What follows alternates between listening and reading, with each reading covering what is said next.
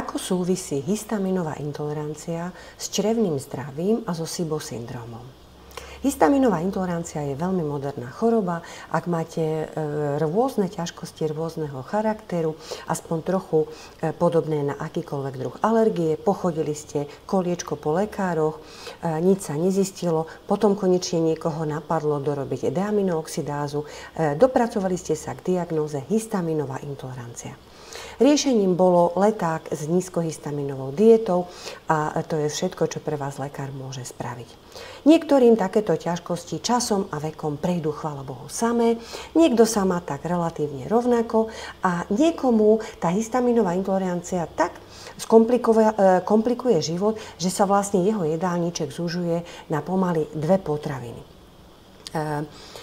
Čo ďalej? Čo tí, ktorí sa nemajú dobre, alebo tým, ktorým sa ďalej zhoršuje a držia nízkohistaminovú dietu? Moje meno je Dana Vavricová, pracujem viac ako 20 rokov ako internistka a téme histaminovej intolerancie sa venujem niekoľko rokov. Treba si uvedomiť jedno. Histaminová intolerancia vlastne patrí na gastroenterológiu.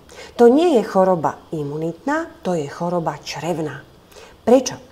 Najväčšia skupina pacientov, ktorí majú histaminovú intoleranciu, má problém s črevom. Len veľmi malá skupinka sú pacienti, ktorí majú histaminovú intoleranciu a príznaky z niečoho iného.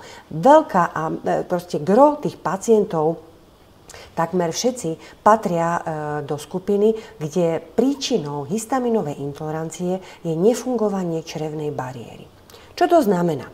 Tá črevná bariéra, hovoríme o tenkom čreve, má 2 vrstvy. Jedna vrstva je sliznica a jedna vrstva je mikrobióm.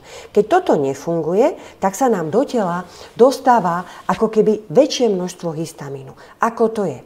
No, buď mám v tom čreve zloženie baktérií, ktoré ako keby robili toho histamínu viac, alebo mám zníženú hladinu deaminooxidázy, to znamená enzymu, ktorý ma bráni a chráni moje telo pred vstupom histamínu z potravy a z mikrobiómu, alebo mám zvýšenú priepustnosť čreva, to znamená, aj keď mám enzymu dosť, napríklad aj v krvných testoch, môžem mať príznaky histaminovej intolerancie, pretože ten histamín sa ako keby dostáva do toho tela cez priepustnejšiu črevnú sliznicu. Čo to znamená teda? Že histaminová intolerancia nejakým spôsobom súvisí s kondíciou črevnej bariéry. S kondíciou črevnej bariéry tenkého čreva. A to už je niečo iné, ako doživotne držať nízkohistaminovú dietu. To znamená, vy sa najprv musíte dopracovať k tej diagnóze alebo zamysleť sa nad tým, v akej kondícii alebo ako je na tom vaše črevo. Ako sa dá vyšetriť črevná bariéra tenkého čreva? Ťažko. Buď pôjdete na gastroenterológiu, spravia vám hadicu, zoberú vám vzorku a na histológii vám povedia, že máte zníženú hladinu deaminooxidázy, laktázy, sacharázy, trehalázy alebo peptidáz, to znamená štiepenie bielkovín. To je vlastne potvrdená porucha črevnej bariéry. To znamená znížená funkcia enzymov črevnej bariéry. To je jedna vec, ale vyžaduje to hadicu a je to relatívne náročné. Zvýšenú priepustnosť črevnej bariéry v klinických štúdiách vieme vyšetrovať. Bežne u doktora sa to veľmi nevyšetruje. A ja, ako málo ktorý z lekárov, som presvedčená o tom, že hladina IgG protilátok proti strave naozaj súvisí so zvýšenou črevnou priepustnosťou a s reakciou imunitného systému na stravu. Ale o tom teraz nechcem hovoriť. Ako inak sa dá ešte vyšetriť črevná bariéra? No máme jednoduché testy na to, aby sme vyšetrili ten mikrobióm, to znamená tú druhú časť tej črevnej bariéry, ktorá sa takisto bežne u lekárov nevyšetruje, ale čoraz viacej ambulancií má možnosť vyšetrovať dýchové testy.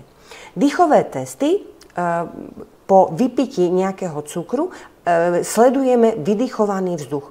V tom vydychovanom vzduchu sledujeme hladinu vodíka, metánu alebo iných plynov, tie zatiaľ bežne nie. A toto nám hovorí o tom, v akom stave, v akej kondícii je mikrobióm tenkého čreva. Tieto testy dokážu povedať, či v tom čreve tenkom je poriadok, či tam sú mikróby a mikroorganizmy také, ako tam majú byť, alebo je tam neporiadok, to znamená, že tam máme dysbiózu alebo SIBO syndrom. A tým pádom mám nejakým spôsobom zhodnotené to tenké črevo, funkciu tej črevnej bariéry.